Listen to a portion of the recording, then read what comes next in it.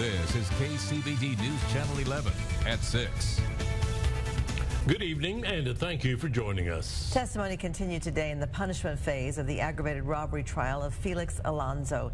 He pleaded guilty to recruiting 4 of his friends to rob his own step-grandfather at gunpoint in 2019. KCBD News Channel 11 Natalie Falkenberry joins us from the Lubbock County Courthouse with the latest from the trial. Natalie?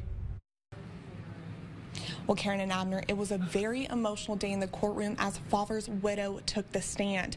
As she choked back tears, she described the night of the robbery as something that you only see in a movie, stating that she saw her husband being beaten by 4 men wearing masks and holding guns. She then stated that her husband told her to run.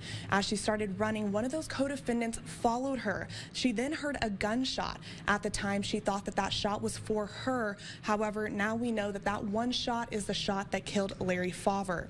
Now, Fawver's widow also testified that her grandson, Mr. Alonso, would frequently tell others that his grandparents were rich. She also said that Fawver had cash stashed away in their home, cash that only family members knew about. Now, the state presented pretty compelling evidence today, including the defendant's cell phone records that place Alonso near the victim's home before and after that robbery.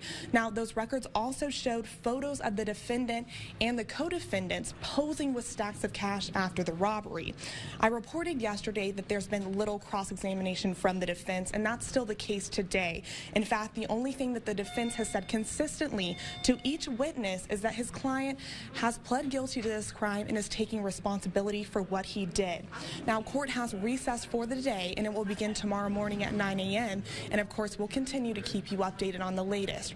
Reporting from the Lubbock County Courthouse, Natalie Falkenberry, KCBD News Channel 11. Karen and Abner. Thank you, Natalie.